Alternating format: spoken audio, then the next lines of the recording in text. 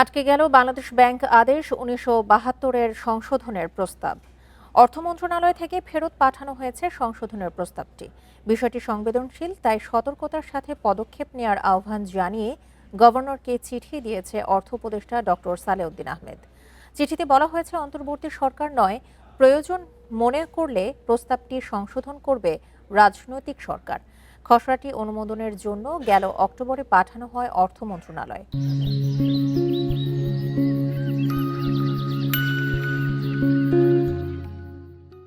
দফায় দফায় বৈঠকের পর অবশেষে চূড়ান্তভাবেই বন্ধ হয়ে গেল তা।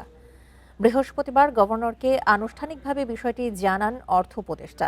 বলেন, বাংলাদেশ ব্যাংক আদেশের মতো মৌলিক আইন সংশোধনে দরকার সতর্ক পদক্ষেপ, যার জন্য দরকার বিস্তারিত পর্যালোচনা, গুরুত্বপূর্ণ অংশীজন এবং বিশেষজ্ঞদের সঙ্গে পরামর্শ। অর্থ উপদেষ্টা বলেন, অন্তর্বর্তী সরকার নয়, এমন বিষয়ে সিদ্ধান্ত নিতে পারে কেবল রাজনৈতিক সরকারই।